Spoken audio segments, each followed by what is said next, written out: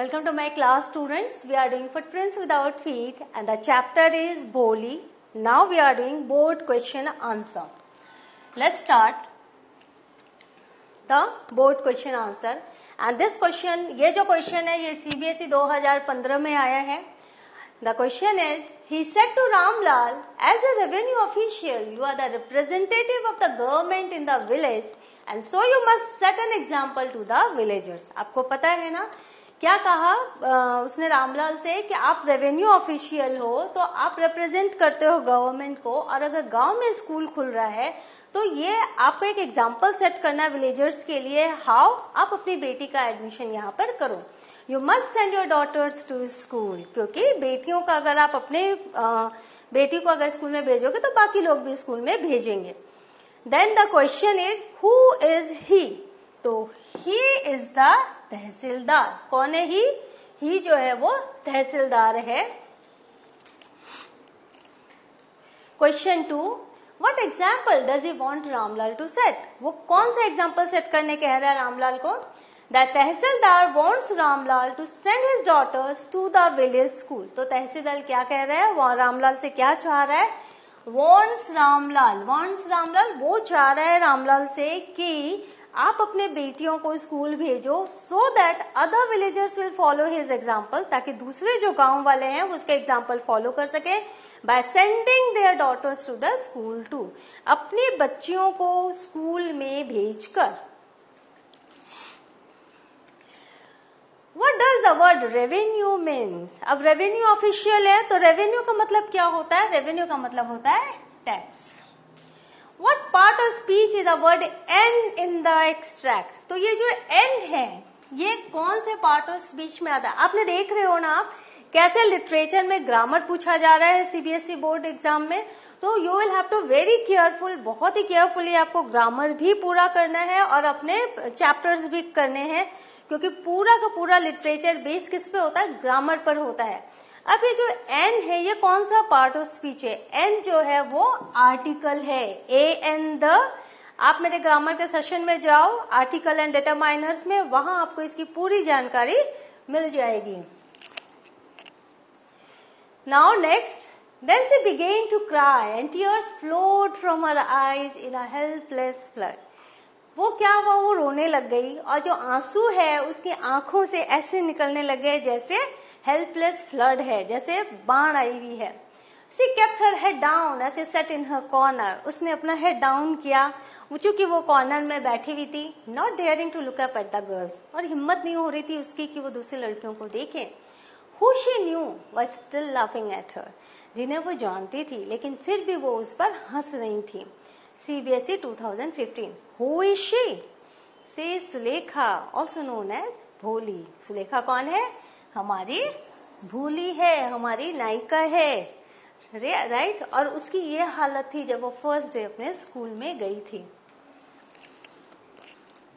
Why were the girls laughing at her? लड़कियां क्यों हंस रही थी उस पर? The girls were laughing at her because she had stammered while speaking her name when asked by the teacher. लड़कियां इसलिए हंस रही थी क्योंकि जब टीचर ने उसका नाम पूछा था तो वो हकला रही थी, वो स्टैमर कर रही थी अपना नाम बताने में, बात करने में.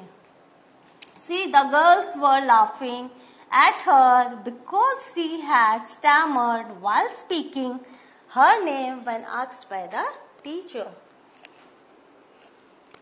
What does the word daring mean? Not daring to look at girls. Daring means have the courage, not having the courage. उसमें वो हिम्मत ही नहीं आ रही थी कि वो लड़कियों की तरफ देखे जिन्हें वो जानती थी, पर वो लड़कियां हंस रही थी. What is the opposite of laughing? Laughing का opposite क्या है?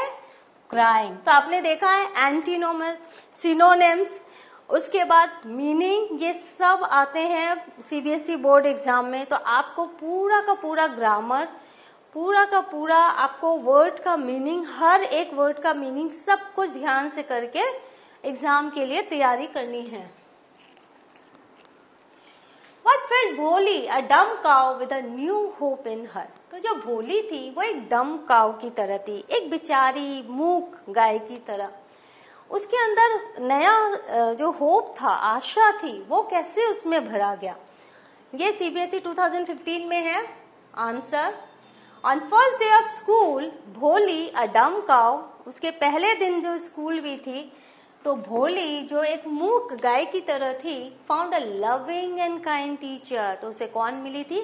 बहुत ही प्यार करने वाली और बहुत ही दयालु टीचर मिली, who not only inspired her and given her book but also made her feel confident about herself, जिसने उसको इंस्पायर ही नहीं किया, not only inspired her and given her a book, या इसको एक किताब ही दी, but also made her feel confident about herself, उसने उसको में कॉन्फिडेंस भी भरा उसके प्रति एंड her bright future, उसके ब्राइट फ्यूचर के प्रति। उन्होंने क्या कहा कि अगर आप ऐसे पढ़ते रहोगे, रीड करते रहोगे, बोलते रहोगे तो वन डे आप स्टैमर करना छोड़ दोगे और आप नॉर्मल बात करने लग जाओगे और आप गांव के शायद सबसे ज्यादा पढ़े लिखे इंसान के रूप में आगे बढ़ोगे। The teacher gesture and accepting her not as different, तो जो टीचर का जो जेस्चर था, टीचर ने जो जिस तरह से प्यार से उसे अपनाया था और उसको ऐसे एक्सेप्ट किया था कि वो अलग नहीं है दूसरे बच्चों से, नॉर्मल बच्चे की तरह उसको ट्रीट किया था, brought her a hope of a new life. यही उसके जीवन में एक नई आशा लेकर आया, जीवन के प्रति उसका नजरिया बदला। कहाँ वो अपने आप में रहती थी, इंट्रोवर्ट हो गई थी, अब वो चाहती है कि मैं इस टीचर के लिए कोशिश करूं और मैं टीचर के लिए कुछ बन के दिखाऊं। Why were भोली sister envious of her luck? अब देखो भोली जो बचपन में बिल्कुल ही निग्लेक्टेड चाइल्ड थी, उसकी शादी के समय सारी सिस्टर उससे ईर्ष्या कर रही थी। क्यों? बिसम्बर नाथ वॉज क्वाइट प्रॉस्परस, क्योंकि जो बिसम्बर नाथ जो उसका दूल्हा आने वाला था वो काफी रिच था, धनी था। The procession for Bholi's marriage had a brass band, और जब भोली की जो बारात आई थी उसमें ब्रास बैंड था। And the groom rode a decorated horse, और जो दूल्हा आया था वो बहुत डेकोरेटेड घोड़े में चढ़कर आया था। Such pomp and show impressed everyone, और इतना सारा ताम झाम देखकर सब गांव वाले इम्प्रेस हो गए थे। ऑल दिस मेड भोली सिस्टर एनवायस ऑफ हर, और ये सब देखकर भोली की जो बहनें थी वो भी उससे ईर्ष्या करने लग गई। राइट, तो this is the answer and you will have to learn it and write it accordingly. Why do Bholi's parents accept Bishamber's marriage proposal? Bishamber के मैरिज प्रपोजल को भोलीज के पेरेंट्स ने क्यों एक्सेप्ट किया? ये आया है आपका CBSE 2015।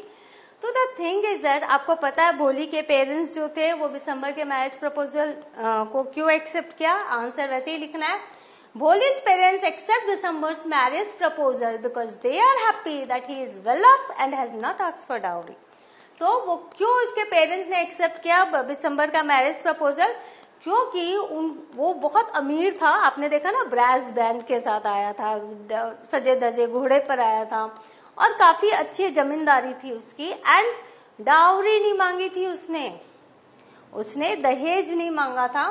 They ignore the fact that he is a widower with grown up children. तो जब उसने डाउरी नहीं मांगी और अच्छा खासा अमीर था तो भोली के पेरेंट्स ने कहा कि चलो ये जो फैक्ट है कि वो विडोअर है, उसके बड़े बच्चे हैं, इसे हम निग्लेक्ट कर सकते हैं, इग्नोर कर सकते हैं।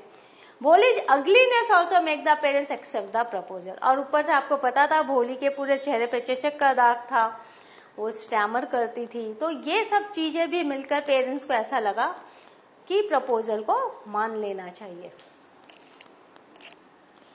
Why did Bisambar's marriage with Bholi did not take place? Right? वो प्रपोजल क्यों नहीं, मतलब उसने प्रपोजल किया, शादी के लिए आ गया, फिर भी शादी क्यों नहीं हुई? CBSE 2013, Bisambar's marriage with Bholi was cancelled because he had demanded a dowry of 5,000 rupees from Ramlal due to Bholi's pockmarks. तो जब वो घूंघट उठाया गया था तो उसकी एक आंटी ने देख लिया था बिसम्बर के, उसने दूल्हे को बोला था कि लड़की के पूरे चेहरे पे दाग है चेचक का। तो फिर उसने क्या किया, 5,000 रुपये उसने डाउरी मांगे।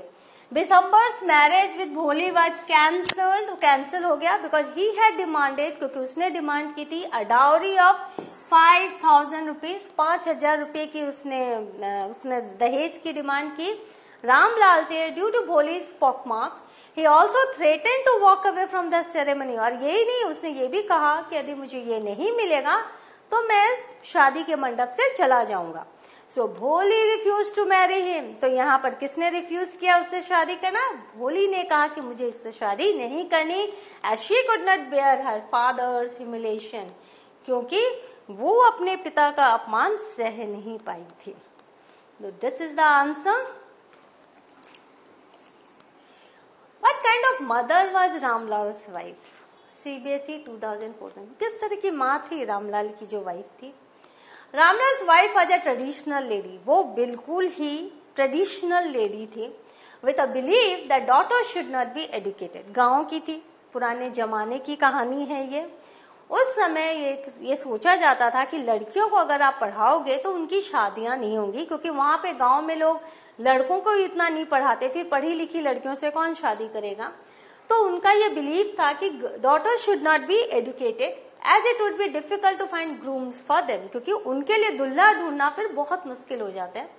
She neglected looking after Bholi because she was ugly, used to stammer and was a slow learner. ये तो उनका बिलीव था, लेकिन यहाँ पर जो उनके नेचर का जो क्रूअल पार्ट था वो ये था कि उन्होंने भोली को निग्लेक्ट किया, उसकी देखभाल करने में उन्होंने लापरवाही बरती, जैसा कि आपने पढ़ा, क्योंकि वो अगली थी, स्टैमर करती थी और स्लो लर्नर थी। Again she did not bother to take Bholi's consent regarding her marriage. और शादी के लिए भोली की सहमति लेना भी उसने जरूरी नहीं समझा था। उन्होंने, रामलाल ने बार बार कहा था भोली से पूछ लेते हैं, उसकी सहमति ले लेते हैं, लेकिन उसकी वाइफ ने, मतलब भोली की मॉम ने हमेशा इसे रिजेक्ट किया और भोली की उन्होंने कोई भी सहमति लेना जरूरी नहीं समझा। Bholi chose a dignified life of service rather than surrendering herself to a greedy old man for the rest of her life. लेकिन भोली तो भोली है, भोली ने क्या चूज किया? उसने एक डिग्निफाइड लाइफ चूज किया, एक ऑनरेबल लाइफ, एक इंसानों जैसी लाइफ उसने, जिसके लाइफ में सम्मान है, प्यार है, इज्जत है, वो लाइफ उसने चूज की जो कि उसको सर्विस से मिलती, rather than surrendering herself to a greedy old man for the rest of her life। और उसने क्या रिजेक्ट किया? एक लालची बूढ़े आदमी को अपना जीवन देना, इंटायर जीवन देना, उसके बदले उसने क्या चूज किया? एक dignified life. Education provide the required stimulus to overcome one's personal barriers. तो ये कैसे हुआ? ये जो उसके अंदर चेंज आया, एक इंट्रोवर्ट गर्ल भोली, उसने मैरिज को ठुकरा दिया, एक dignified life of service choose किया, ये कैसे उसमें हिम्मत आई? ये एजुकेशन से उसमें ये हिम्मत आई। Education provide the required stimulus to overcome one's personal barriers, क्योंकि एजुकेशन ही ये कर सकता है, इंसान के पर्सनल बैरियर्स को, हर्डल्स को एजुकेशन ही दूर कर सकता है। Explain the role of education shaping the life of a child with respect to the lesson Bholi. तो अब आपको क्या लिखना है? देखो यहाँ आपको अपने विचार प्रकट करने हैं कि रोल ऑफ एजुकेशन क्या है, जो उसने एक ऐसे बच्चे के जीवन में एक दिशा दी, एक शेप दिया, जो कि बच्चा स्टैमर करता था, अगली था, इंट्रोवर्ट था। तो एजुकेशन में कितनी ताकत है। ऐसे ही क्वेश्चंस ये सीबीएसई 2012 में है। दूसरा इसी एजुकेशन पे क्वेश्चन आया था, school education turn Bholi from a dumb cow into a bold girl. तो जो स्कूल की एजुकेशन थी, उसने भोली को, जो एक मूक गाय थी, उससे एक साहसी लड़की बना दिया। How did she save her father from a huge expense? कैसे उसने अपने पिताजी के बड़े से खर्चे को बचाया and become his support in his old age, और कैसे वो उनके बुढ़ापे का सहारा बनी। तो आंसर देखो, दोनों का एक ही जैसा है, बट लास्ट में आपको मॉडिफाई करना पड़ेगा answer according to the question. Education is the answer to all social ills. जितनी भी सामाजिक बीमारियां हैं, जो भी बीमारियां हैं, दहेज प्रथा, लड़कियों को आगे नहीं बढ़ाना वगैरह वगैरह, हमें पता है कितने सारे सोशल इल्स हैं, तो उनका एक ही आंसर है दूर करने का, वो है education.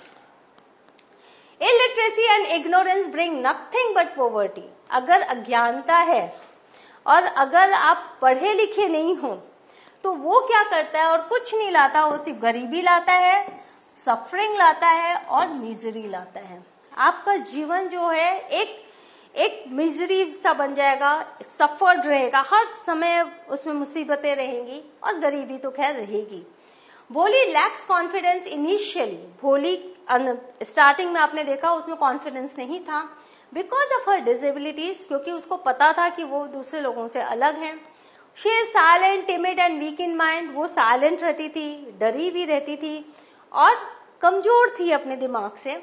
Her ugliness and her stammer do not let her progress, तो उसकी जो अगलीनेस थी, उसका जो स्टैमर करने का जो उसका उसमें एक था, वो उसको प्रोग्रेस नहीं करने दे रहा था। She is afraid to speak as others make fun of her, वो तो बात भी नहीं करना चाहती थी दूसरों से, क्योंकि उसको डर लगता था कि दूसरे उसका मजाक उड़ाएंगे।